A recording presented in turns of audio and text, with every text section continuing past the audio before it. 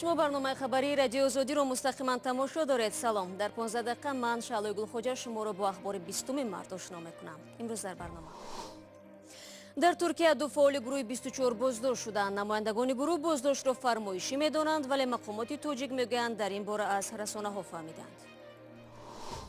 اردی ازبکستانی با کی نفارید و یا چرا تاجران توجیک با وارد شدن مالهای ارزانی همسایه کشور مخالفت دارند.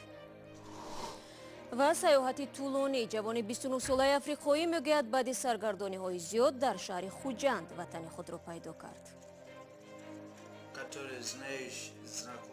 دوستانی نزدیکم کمک کردند، نان دادند. مقامات امور داخلی تاجیکستان گفتند که بازداشت سهراب ظفر رهبر گروه 24 و عضو این سازمان نسیم شریفов را در ترکیه از مطبوعات آگاه شدند. آنها روز 20 مارت گفتند فعلا اوباب یا اداره ضد جنایت‌های سازمانی یافته این قضیه را بررسی دارد. این دو نماینده سازمانی در تاجیکستان ممنوع روز 19 مارت در شهر استانبول ترکیه در منزل زیستشان بازداشت شدند. سهراب ظفر 2 سال پیش ریاست گروه 24 را بر عهده گرفت. در پیامی با مناسبت آغاز سال نو خورشیدی که روز 19 مارت نشر شد، پرزیدنت آمریکا نوروز زیبا و مبارک را برای تمام کسانی که ورود بهار را جشن میگیرند آرزو کرده است. دونالد ترامپ با استفاده از فرصت حکومت ایران و سپاه پاسداران انقلاب اسلامی را تنقید کرده افزوده است که این یکی از سرچشمه‌های اذیت مردم ایران است. به قول دونالد ترامپ مقامداران ایرانی دارایی‌های ملت را به نفع خود استفاده میبرند. او اضافه کرده است که سپاه پاسداران انقلاب اسلامی 16 میلیارد دلار را به خاطر پشتیبانی از گروه‌های جنگجوی شیعه مذهب در سوریه، عراق و یمن مصرف کرده است.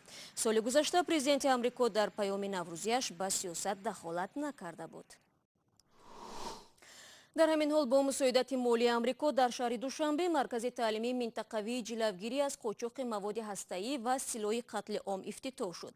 کاردار سفارت آمریکا در تاجیکستان کوین کوورت امروز در مراسم ویژه گفت که بجز از تأسیس مرکز مذکور، حکومت آمریکا آموزش کارمندان این نهاد در تعلیمگاه‌های مگاته یا سازمان جهانی نظارت بر سلاح هسته‌ای را سرمایه‌گذاری کرده است. مقامات توجیک نیز در شرایط بورس جهانی با تروریسم تأسیس چنین یک مرکز در تاجیکستان را امر ضروری عنوان کردند. من با تمام آن کشورها، سازمان‌های بین المللی، با آن دوستان ما که در بنیاد و در سازماندهی این مرکز سهمگذاری کردند تشکر صمیمی خود را می‌رسانم. گزارش مفصل در این باره را فردا در برنامه به شما پیشنهاد میکنیم. رو می‌آوریم به موضوعهای دیگر. شماری از کاربران شبکه‌های اجتماعی امروز چند عکس را از گذرگاه مرزی پخت‌آباد واقع در شهر ترسونزاده را نشر کردند. این کاربران میگویند ده‌ها نفر شهروندان ازبکستان صبح امروز می‌خواستند به تاجیکستان وارد شوند ولی مرزبان‌ها برایشان اجازت ندادند و گفتند از 1 اپریل چنین امکانیت فراهم می‌کردند. در حالی که روز گذشته پارلمان تاجیکستان سازشنامه بیکار کردن روابط بین ازبکستان و تاجیکستان را تصویب نمود و رئیس پارلمان خواست که از امروز روای آزادانه شروع شود. تا هنوز سبب ازدحام و از کدام طرف فعال نبودن گذرگاه مرزی به ما معلوم نیست. همکاران ما این قضیه را پیگیری دارند و امیدواریم آن حل خود را می‌یابد. ولی آن چیزی که روشن است ورود مال ارزانی ازبکستانی هم به بازارهای تاجیکستان بحث برانگیز شده است، از جمله در بازارهای شهر دوشنبه. عبدالله شورف همکار ما با این موضوع آشنایی بیشتر دارد. چند پیش تاجران محلی در شهر کنیبادان برای وارد شدن تخم و اردی ازبکی به رفاه بازار مخالفت نشان دادند. درست است عبدالله؟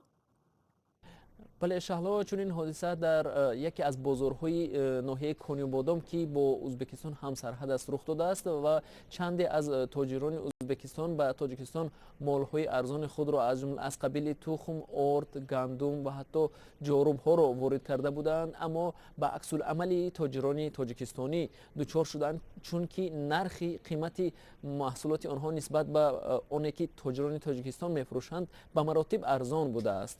برای مثال به گفته شاهدان تاجران ازبکستانی یک خلطه آرد را به قیمت 90-95 سامانی حاضر بودند بفروشند و همچنان نرخ دیگر محصولات هم همین گونه تا 50% قریب ارزان بوده است و این البته تاجران تاجیکستان را بسیار خشین کرده است. حتی شاهدان به ما گفتند که یک مناقشه بین تاجران تاجیکستانی و تاجران ازبکستانی سر زد و باعث نافهمی‌های زیاد گشت و تاجران ازبکستانی مجبور شدند سودای خود را قطع کرده به وطن برگردند.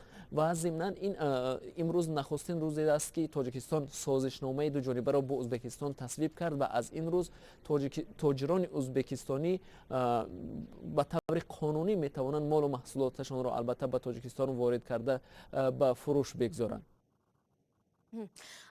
عبدالله، آیا در پی این حادثه مقامات یگان عملکرد نشان دادند و تا کجا امکانی در آینده نیز تکراری چنین حالت‌ها وجود دارد؟ بله، مقامات اداره پلیس ناحیه کنیبادام بیش از 5 نفر تاجرانی که با تاجران ازبکستانی مناقشه کردند البته بازپرسی و تنبیه داده است و آنها یعنی برای این عملشان در نزد کارمندان اداره پلیس جواب دادند و با همین این مناقشه عین حال تمام شده است. اما می شود گفت که در آینده شاید این گونه حادثه ها بیشتر رخ بدهند، چون که فرقیت در میان نرخ محصولات خوراکی تاجیکستان و ازبکستان خیلی زیاد است. تقریبا بسیاری از محصولاتی که از ازبکستان تاجران به تاجیکستان میارند از 30 تا 50% ارزان تر است و در آینده نزدیک به احتمال زیاد ما شاید شاهدی چنین حادثه ها باز میشویم.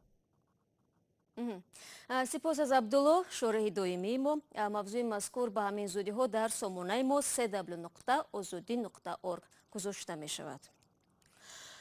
ما موضوع را ادامه میدهیم. олим бобоев раиси ҳизби ислоҳоти иқтисодии тоҷикистон мегӯяд ки онҳо қасд доранд дар интихоботи президентии соли 2020 номзади ҷавонеро ба мақоми раиси ҷумҳур пешниҳод кунанд. олим бобоев рӯзи 19 март ба радиои Озодӣ гуфт ки онҳо аз ҳоло омодагиҳо барои ширкат дар интихоботи соли 2020ро оғоз кардаанд. ҷавонҳои бисёр пурқувват варзида, олимҳои ҷавон ҳам олимҳои докторҳои соҳаи иқтисод ҳам ҳуқуқ ҳастанд. ман фикр мекунам ки ин масъала боз раёсати ҳизб муҳокима мекунад. аз ин ҷавонҳо мо метавонем ки пешбарӣ кунем ба мансаби олии президенти ҷумҳурии тоҷикистон дар интихоботи пешсода. олим бобоев ки вакили парлумон аст гуфт худаш ҳоло азми ширкат дар интихоботро надорад, вале агар анҷумани ҳизбро пешбарӣ намояд пешниҳоди онҳоро рад намекунад. ҳизби ислоҳоти иқтисодии тоҷикистонро як ҳизби вафодор ба ҳукумат мешуморанд. муҳлати раёсати Эмомалӣ Раҳмон раиси ҷумҳурии Тоҷикистон соли 2020 ба поён мерасад. шумо барномаи хабарии радиои Озодиро тамошо доред. вазорати умури дохилии Қирғизистон дар бораи амалиёти муштараки худ бо пулиси Москва ва хадамоти федералии Русия дар шаҳри Ризан хабар дод. тибқи маълумоти дарёфтии онҳо, раҳбари коргоҳи дӯзандагии дар ин шаҳр шиносномаи беш аз 10 шаҳрванди ин Қирғизистонро иҷборан гирифта, онҳоро мисли ғулом кор фармудааст. дар натиҷа яке аз ин муҳоҷирзанон тоб наоварда қасди худкушӣ мекунад. соҷидаи мирзо бо тафсилоти бештар. وزارت کارهای داخلی قرقیزستان میگوید مالکان کارخانه فورال شهروند روسیه و ویتنام بوده، هویت آنها هنوز آشکار نشده است. در این کارخانه در مجموع حدود 100 نفر از کشورهای آسیای مرکزی کار میکردند که 13 نفرشان شهروندان قرقیزستان بودند. آنها را توسط میانروها در بازار برکت بیشکک به کار جلب کردند. طبق قرارداد پیشکی به این کارمندان 12 ساعت کاری، خوراک و جای خوابی به پول، خدمات طبی و ماه 2 مراتب معاش وعده شده است. اما به نقل کارمندان این کارخانه در شهر ریزان شناسنامه های آنها را گرفتند و مجبور کردند که گاه تا 20 ساعت کار کنند. همچنین برای تنفس نصف روزی به آنها همگی 40 دقیقه وقت جدا می شد تا آنها برای خود خوراک تهیه کنند. اگر دیر می کردند جریمه می شدند. اکثر این مهاجران می گویند که می خواستند کار را ترک کنند، ولی رهبری کارخانه آنها را به زور و همچون غلام نگه می داشت. حتی اجازت نمیداد که از داخل کارگاه بیرون روند. یک دختری قرقیز به چنین شرایط تاب نآورد و رگهای دستانش را برید. حالا بر ضد رهبریت کارخانه فورال در روسیه پرونده جنایی باز شده است. شمار زیادی مهاجران آسیای مرکزی در کارخانه‌های دوزندگی قلمرو روسیه غیر قانونی و بدون هیچ شرایط سازگار کار و زندگی می‌کنند. زمستان سال 2016 بنابر سوختار در چنین یک کارخانه 8 مهاجر قرغیز و در آتش سوزی کارگاه تیپوگرافی در مسکو 14 نفر به هلاکت رسید. Также граждане рассказали о том, что не могли элементарно выйти за пределами, так как این مهاجران میگویند بنابر نداشتن شناسنامه آنها نمیتوانستند حدود کارخانه را ترک کنند. حتی به هنگام بیماری امکانی از داروخانه خریدنی دارو را نداشتند. این زنان نقل میکنند که یکی از دختران طاقت نکرده قصد به جان خود نمود. خوشبختانه او زنده ماند. пыталась покончить жизнь самоубийством. То есть она пыталась вскрыть свои вены. Ну, она осталась жива. бармегардем ба тоҷикистон. тоҷик содирот банк 5% саҳмияҳояшро дубора аз ҳукумат харидааст. масъулони банк гуфтанд ки ин кор бо қарори саҳмдорон сурат гирифт. ҳукумати тоҷикистон соли гузашта барои наҷоти ин банк беш аз 2 миллиард сомонӣ ҷудо кард ва дар иваз 85% саҳмияҳои онҳо дар ихтиёри худ гирифт. ва ин шаб рӯз дар парваришгоҳи афроди бесарпаноҳи шаҳри Хуҷанд ҷавони сиёпӯстеро метавон вохӯрд ки ин марказ ягона макони зиндагиаш шудааст. Салим Абдул бо атрофиён асосан бо забони русӣ гуфтугӯ мекунад ва мегӯяд набуди шиноснома ё ҳуҷҷати тасдиқкунандаи шахсияташ ӯро дар ҳолати номуайянӣ қарор додааст. бо ин ки санҷидани дурустии ҳарфҳои ин ҷавони африқоӣ имкон надорад, вале ба иддаои ӯ ҳудуди 10 сол пеш ватанашро тарк кард ва баъди сарсониву саргардониҳои зиёд дар шимоли Тоҷикистон сарпаноҳ ёфт.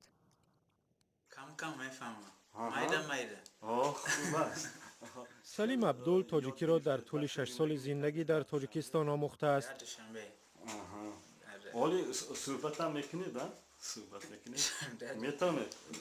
дар паноҳгоҳе дар хуҷанд бо гурӯҳе аз афроди бесарпаноҳ зиндагӣ мекунад.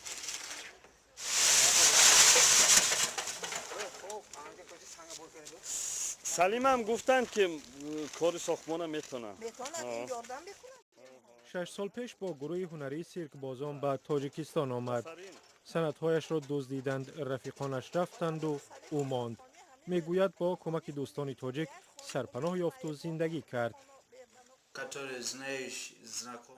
дӯстони наздикам кӯмак карданд, нон доданд. дар душанбе ба корҳои гуногун машғул буд. 6 моҳ пеш ба хуҷанд ба тӯи дӯсташ омаду дигар нарафт. азбаски кения дар тоҷикистон сафорат надорад, натавонист санадҳояшро барқарор кунад. орзуи аслияш ба даст овардани санад аст.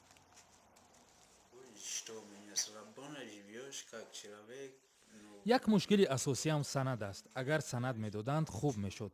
мисли инсон зиндагӣ мекардам, кор мекардам, ягон чизе меёфтам. бе санад ҳеҷ кор кардан намешавад.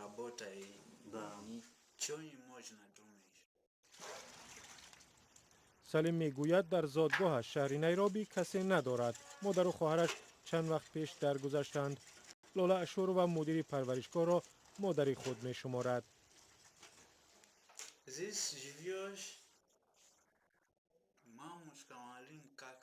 дар ин ҷо зиндагӣ мекунам. муаллима мисли модарам аст. хуб аст, кӯмак мекунад. мехоҳад кӯмак расонад. ин ҷо бародар дорам. ором аст. раҳбарони парваришгоҳ мегӯянд талош доранд ба зиндагии Салим Абдул сару сомон бахшанд. бачаи Салим Абдул бачаи хуб мебошад, характераш нағз, забони алечанд забони медонад, забонҳои англисӣ, русӣ, тоҷикӣ, узбекӣ медонад. африкон дегина шахсиятшона маълум карда, бо инҳо ба шиноснома гирифта дода, ба ҳамин хонадор карда ки оянда ба ҳаминоя ҷо карданда. бале салим 28 сол аст ва мегӯяд азбаски 10 соли зиндагиаш бо сарсониву саргардонӣ гузашт, дигар намехоҳад ба ҷое биравад.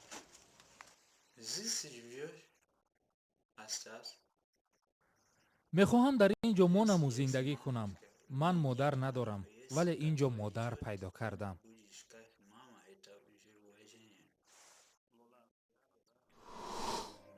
аз тарафи дигар ватан ҷоест ки озораш набошад, касеро бо касе кораш набошад. худо кунад ки ба виҷа дар ин рӯзҳои наврӯзӣ нобаста аз макон ҳама соҳиби боме дар болои сар, хони густурда ва дили беғам бошанд. боқӣ ҳарчи ояд бигзарад, аммо боварӣ дорем ки дар ҳама ҳолат ва дар ҳама боду ҳаво интихоби шумо рӯи радиои Озодӣ мемонад. ташаккур барои ҳамроҳӣ.